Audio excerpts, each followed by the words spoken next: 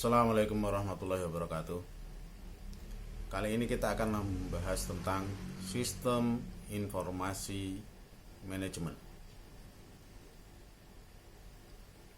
Bahasan ini merupakan bahasan singkat yang merupakan rangkuman dari pembelajaran sistem informasi manajemen. Mari kita mulai bahasan tentang sistem informasi manajemen. Sistem informasi manajemen, elemen yang pertama adalah sistem.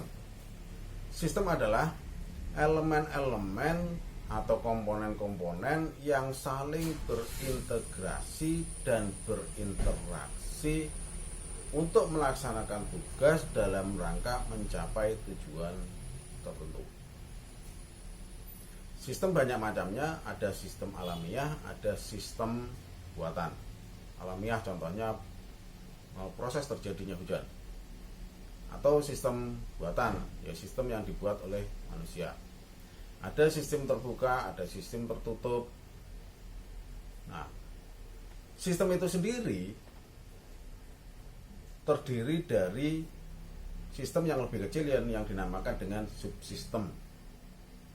Contohnya misalnya ketika kita ada di sebuah perusahaan, ada sistem tentang manajemen di bagian organisasi yang secara utuh melaksanakan tugas organisasi. Di bawahnya ada subsistem lain, misalnya pemasaran dan sebagainya.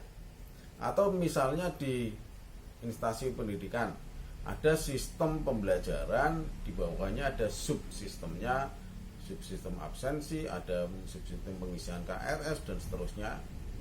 Selain itu di atasnya masih ada juga sistem yang lebih besar dinamakan super sistem, yaitu gabungan dari sistem-sistem yang ada.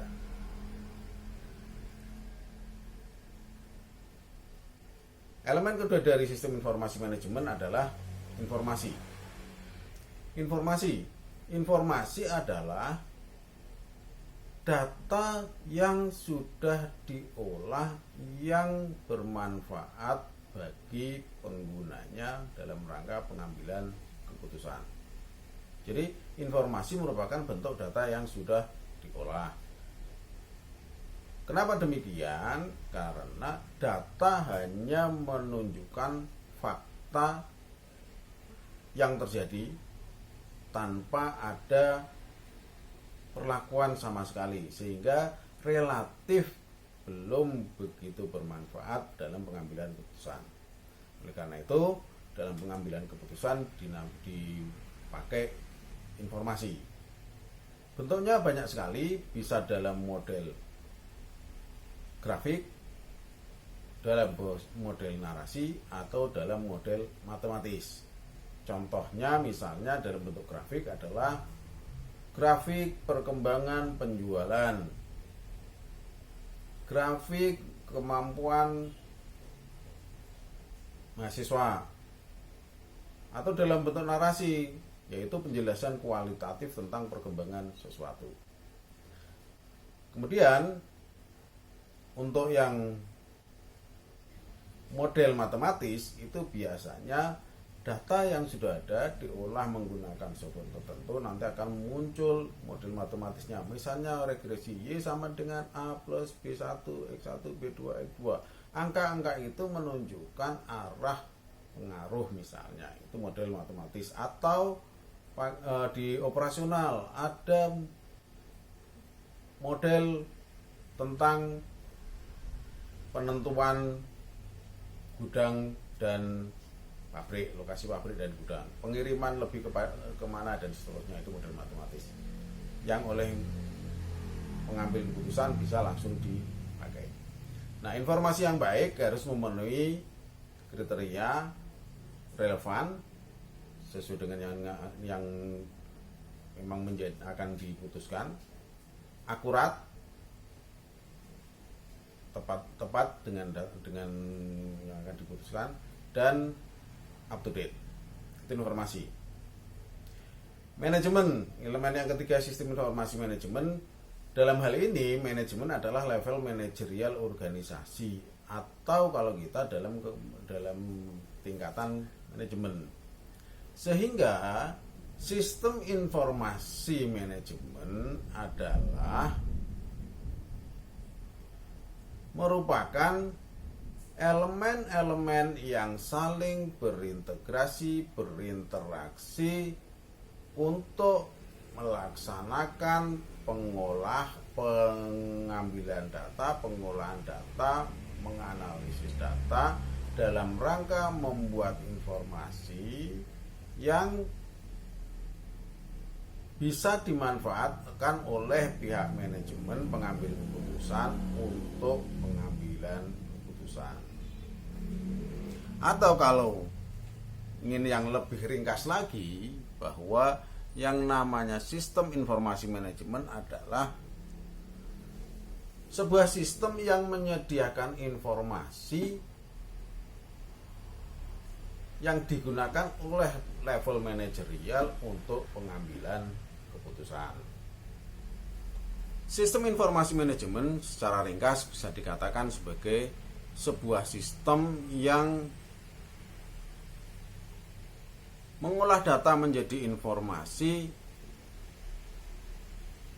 yang digunakan oleh kelompok tertentu dalam pengambilan keputusan. Di dalam organisasi terdapat beberapa level dalam kaitannya dengan sistem informasi. Di level terbawah ada level pengolahan transaksi. Di atasnya ada perencanaan teknis atau operasional, termasuk pengendaliannya. Nah, dua level ini dalam sistem informasi organisasi itu sistemnya dipakai untuk pengendalian operasional. Di level atasnya ada level middle manager, yaitu SIM digunakan untuk perencanaan dan pengambilan keputusan dalam pengendalian taktis. Sehingga dalam level ini dinamakan pengendalian manajemen. Di level tertinggi, sistem informasi digunakan oleh level manajerial manajemen. Sistem informasi digunakan oleh manajemen puncak untuk perencanaan pengembangan kebijakan yang berkaitan dengan masalah-masalah strategis, sehingga di level ini adalah level pengendalian strategis. Artinya bahwa sistem informasi dalam organisasi dipakai untuk pengendalian operasional di level bawah, pengendalian manajemen di level menengah, dan pengendalian strategik di level puncak. Sistem informasi manajemen saat ini lebih mengarah kepada sistem informasi berbasis komputer dengan adanya perkembangan teknologi informasi. Sehingga sistem menurut kategori ini adalah sebuah sistem berbasis komputer yang menyediakan informasi bagi beberapa pengguna yang memiliki kebutuhan sama. Kenapa saat ini lebih beralih kepada komputer? Karena tidak lepas dari perkembangan teknologi informasi. Sehingga lingkup sistem informasi berbasis komputer atau sistem informasi manajemen nantinya adalah berkaitan dengan yang pertama, sistem informasi akuntansi. Ini lebih mengarah kepada database-nya, database manajemen sistem. Tidak hanya sekedar masalah accounting, tapi seluruh database. Yang kedua, sistem informasi manajemen itu sendiri. Level-level mana dan bentuknya apa yang membutuhkan informasi, sesuaikan dengan kebutuhannya. Yang ketiga adalah decision support system, bahwa sistem itu nanti ada sistemnya yang namanya pendukung keputusan. Yang keempat ada office automation, otomatisasi perkantoran. Ini berkaitan dengan penjadwalan dan seterusnya. Yang kelima ada sistem expert system, yaitu sistem yang digunakan oleh atau mewakili sesuatu. Contoh yang paling gampang adalah adanya penggunaan robot. Kalau di sistem yang lainnya bisa juga adanya berbagai macam software yang bisa membantu manajemen dalam pengambilan keputusan. Nah, kenapa sistem informasi berbasis komputer? Karena tidak lepas dari dua hal. Yang pertama adalah perkembangan bisnis yang semakin meningkat dan semakin rumit dengan semakin menyebarnya kegiatan bisnis itu sendiri. Yang kedua, berbasis komputer tidak lepas karena kemampuan komputer yang semakin baik. Itulah yang melandasi kenapa sistem informasi manajemen didasarkan pada sistem informasi berbasis komputer.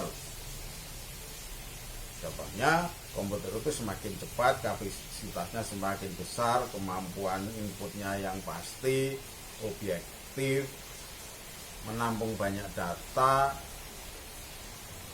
bisa tertransformasi ke berbagai belahan dunia dan seterusnya.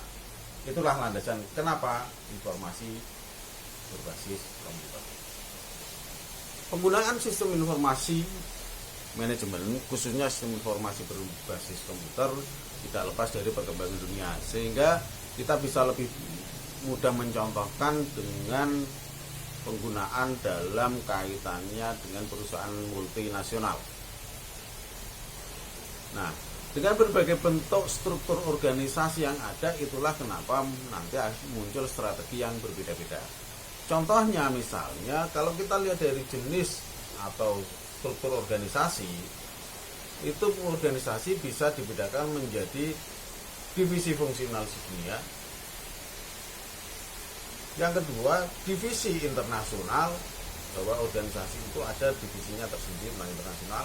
Ada divisi wilayah geografis, ada divisi produk sedunia. Nah, perbedaan itulah yang nantinya akan memunculkan strategi yang berbeda-beda dalam sistem informasi. Di mana yang membedakan sebenarnya berkaitan dengan arus informasi itu sendiri. Contohnya, fokus Mutakhir di Global Business Strategi Multinational Company, yaitu adanya strategi multinasional. Strategi multinasional itu perusahaan menganut bahwa anak perusahaan itu bebas memenuhi kebutuhan konsumen di areanya, sehingga informasi yang dibutuhkan oleh kantor pusat lebih kepada tentang masalah finansial. Strategi global. Strategi ini berusaha memenuhi kebutuhan pelanggan di seluruh dunia dengan produk yang sama. Artinya perusahaan menggunakan produk universal. Sehingga ini terjadi sentralisasi. Arus informasi langsung ke pusat. Yang berikutnya ada strategi internasional, merupakan gabungan dari strategi multinasional dan strategi global. Terus juga yang terakhir ada yang namanya strategi transnasional. Nah, yang model ini adalah bahwa perusahaan utama, perusahaan itu menempatkan orang-orangnya di berbagai anak perusahaan, sehingga lalu lintas informasi itu bisa lebih berkembang antar bagian, antar anak perusahaan bisa saling berkomunikasi. Nah, Global Business Driver ini juga memiliki kunci untuk keberhasilan, yaitu bahwa Global Business Driver ini yang pertama menggunakan sumber daya bersama. Yang kedua, dengan sistem ini maka operasionalnya semakin fleksibel. Yang ketiga ada rasionalisasi operasi. Yang keempat ada pengurangan risiko. Yang kelima produknya global. Yang keenam pasokan yang langka, artinya bahwa dengan memiliki banyak area maka bisa jadi di satu tempat yang sumber daya bahan baku kurang bisa ditransfer ke daerah yang lain karena masih satu grup. Yang terakhir, global business driver itu pelanggan lebih banyak kepada tingkat perusahaan. Meskipun dalam kegiatan ini pun masih banyak kendala karena berkaitan dengan antar negara, sehingga banyak terjadi kendalanya lebih mengarah kepada kendala politis, permasalahan teknologi. Artinya tidak semua wilayah itu sudah memiliki sarana prasarana teknologi. Yang ketiga, kurangnya dukungan dari manajer di wilayah atau anak perusahaan. Sebuah sistem mungkin sulit dipahami oleh kalangan tertentu, sehingga untuk mengkomunikasikan sistem biasanya bisa dalam 3 model. Yang pertama, sistem fisik. Sistem fisik ini penyampaian komunikasi tentang sistem informasi itu diberikan dalam bentuk fisik. Penggambaran dalam bentuk 3 dimensi. Contohnya adalah maket tentang pusat perbelanjaan. Sehingga dengan melihat maket, pengunjung akan tahu bagaimana alurnya. Contoh yang lain adalah prototype. Tanpa harus menjelaskan secara panjang lebar, orang melihat prototipenya itu akan sudah punya gambaran bahwa produknya akan seperti ini. Yang kedua, sistem naratif. Dalam model naratif, yaitu tergambar dari kegiatan yang secara lisan maupun tulisan. Contohnya adalah dalam bentuk surat menyurat atau dalam komunikasi sehari-hari. Yang ketiga, ada model grafik. Penggambaran entitas dengan garis, simbol, atau bentuk yang lainnya. Salah satunya adalah nanti yang akan kita bahas adalah tentang flowchart. Yang keempat, sebagai tambahan, ada model matematik, di mana semua formula dari sistem informasi itu menggunakan persamaan matematik dalam menetapkan keputusan atau pembuatan sebagai dasar pembuatan model. Contohnya misalnya di operasional ada model EOQ, menentukan persediaan optimal. Kenapa ini penting?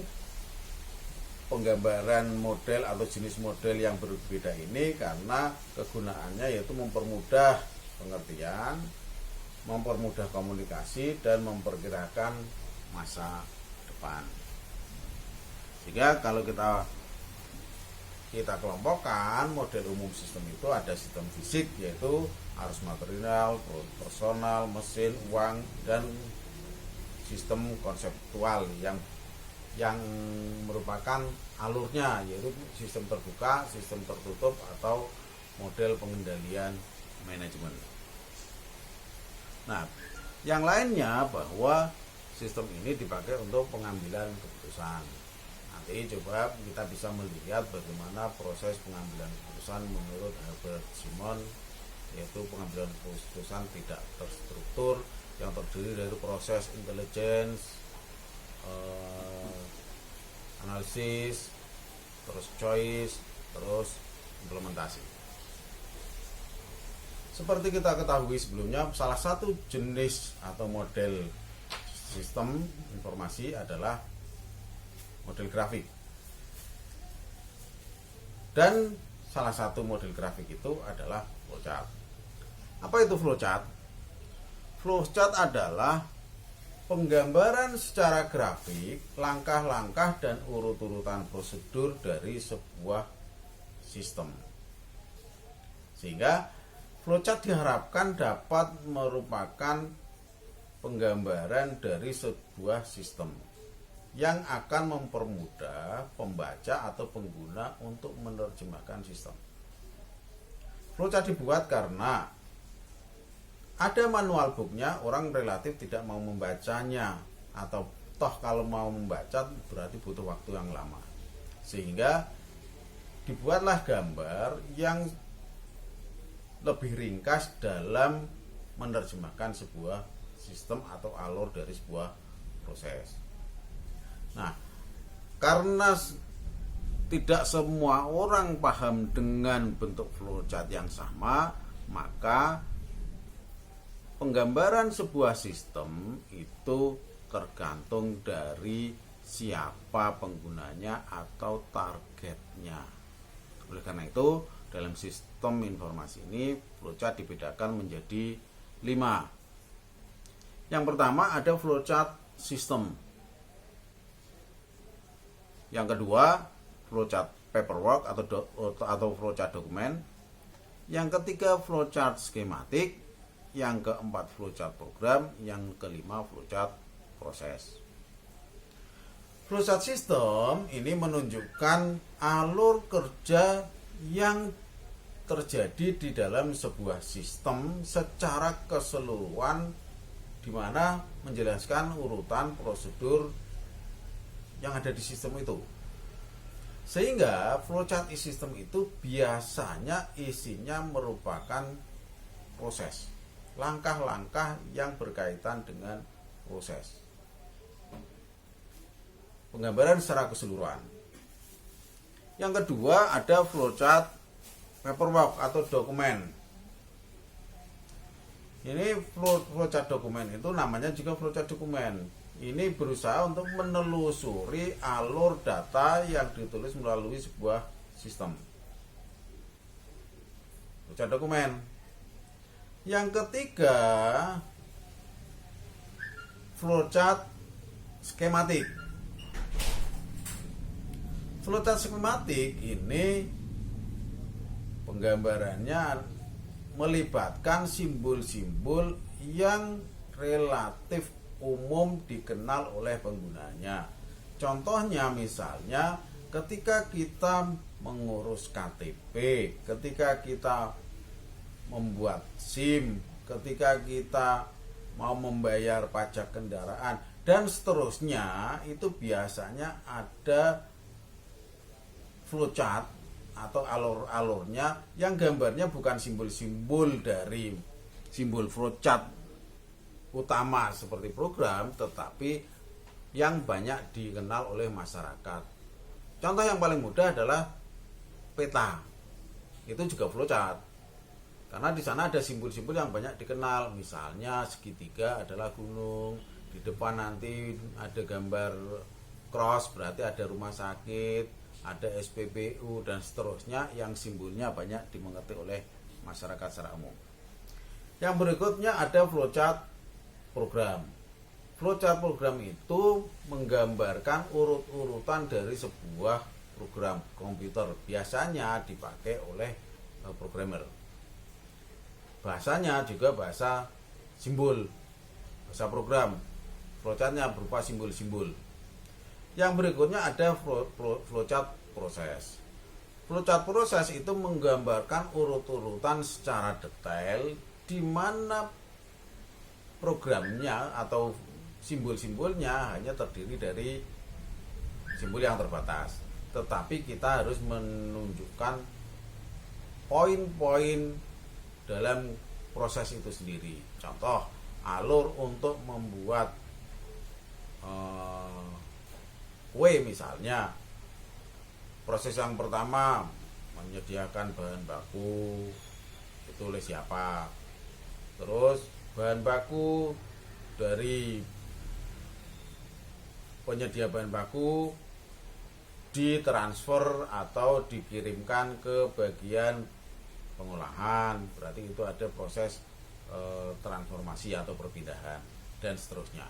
Itulah sekilas flowchart. Nanti untuk bahasan flowchart kita bahas tersendiri untuk membuatnya, menggambarkannya seperti apa.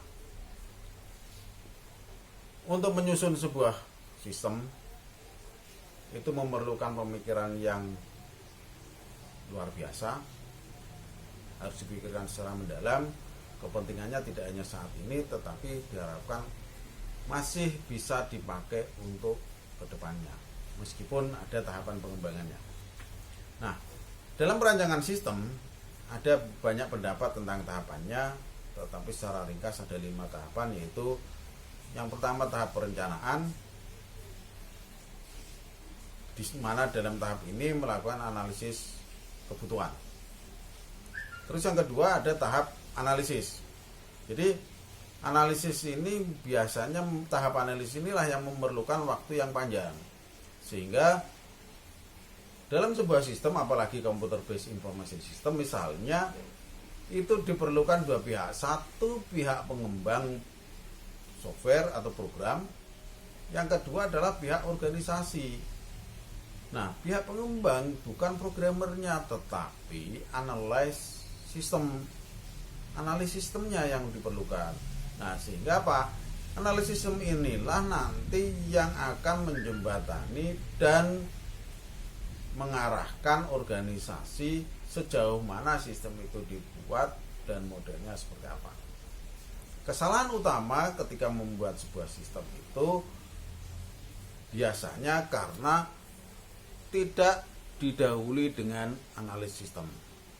Nah, dalam tahapan berikutnya ada tahapan perancangan. Ini sudah berarti ketika sudah analis, mendapat kebutuhan yang diperlukan sudah didapatkan, analisisnya ada, yang bisa dilakukan adalah ini sebaiknya apa dan apa. Nah, berikutnya adalah perancangan, merancang sistem itu sendiri. Kalau sudah merancang, ada pada saat perancangan itu ada pengujian prototipe.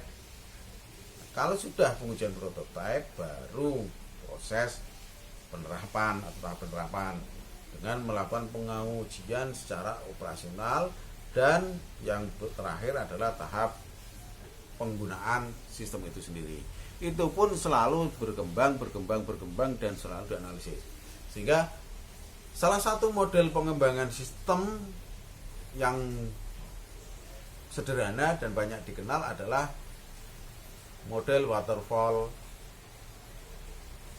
system atau waterfall model pengembangan sistem, yang terdiri dari spesifikasi kebutuhan, menentukan spesifikasi kebutuhan tahap 1, tahap 2 melakukan analisis terhadap kebutuhan itu dan sejauh mana bisa dilaksanakan.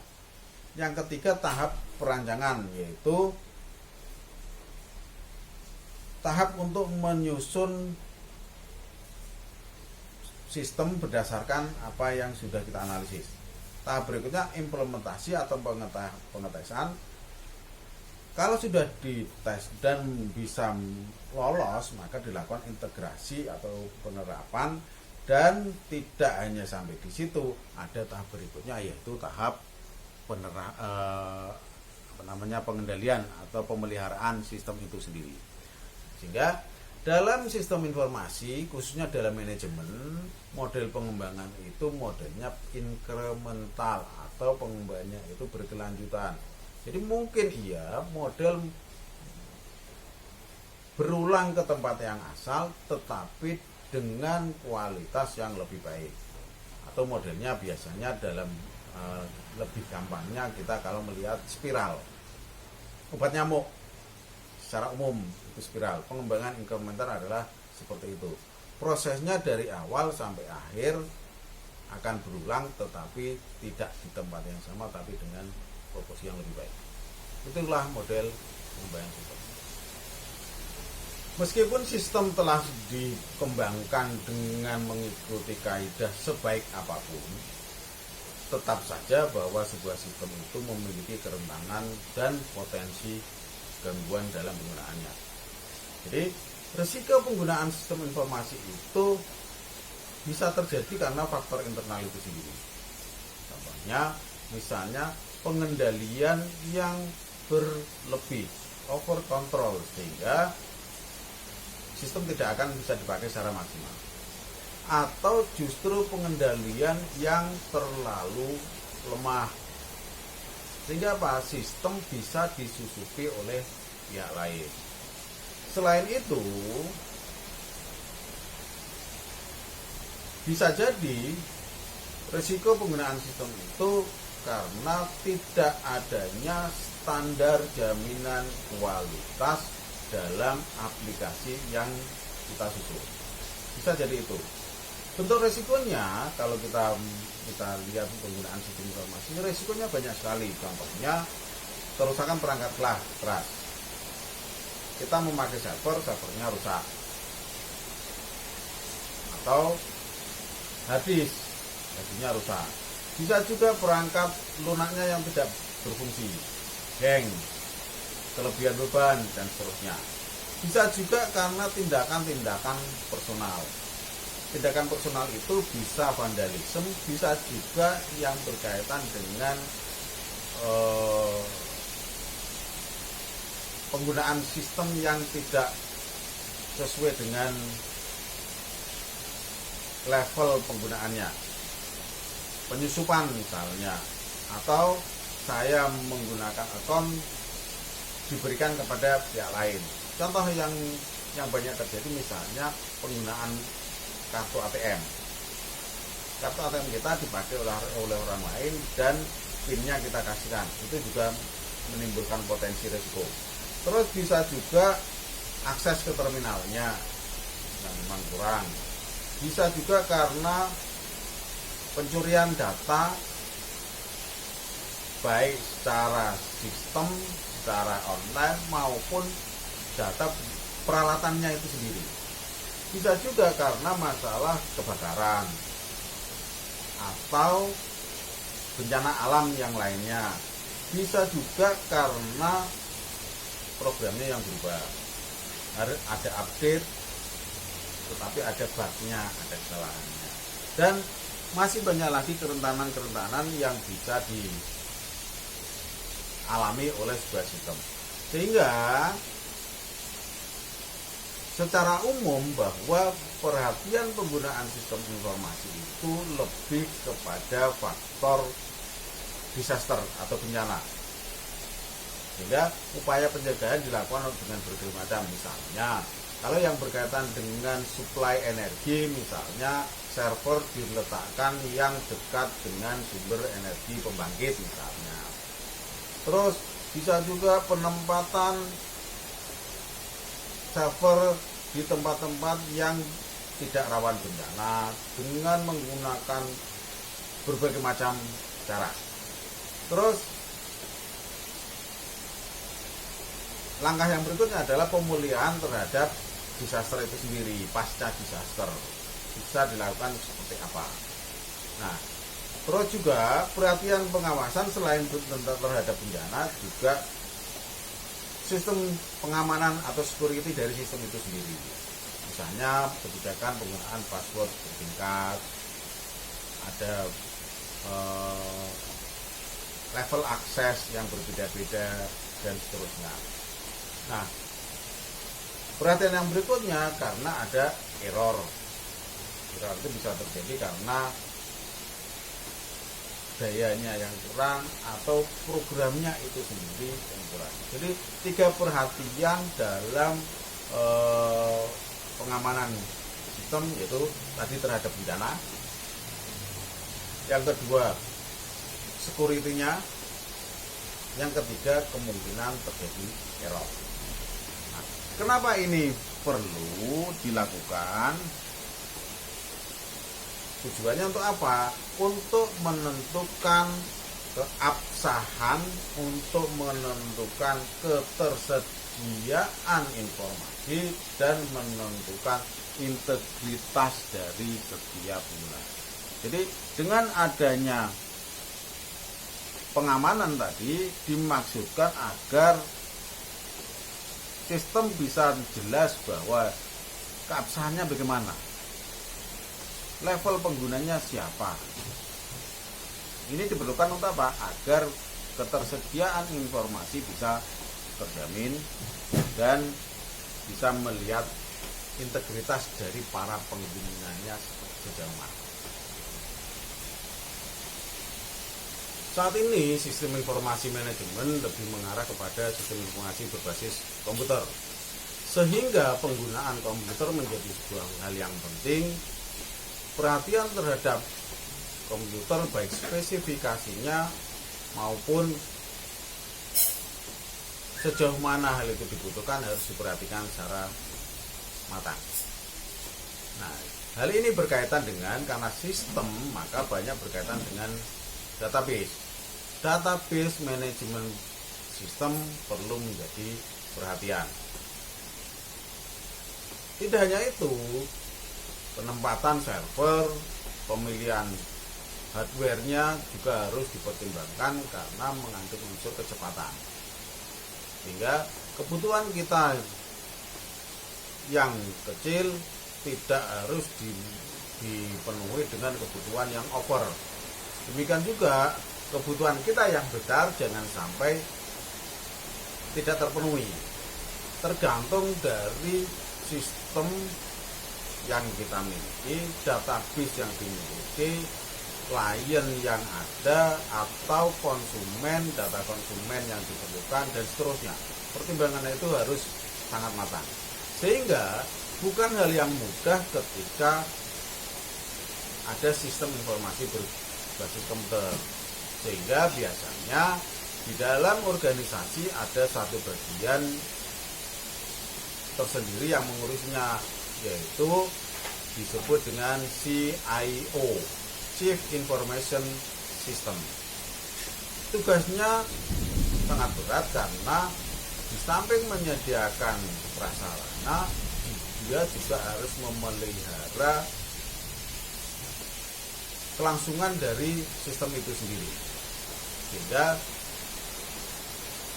perlu mendapat perhatian dari organisasi.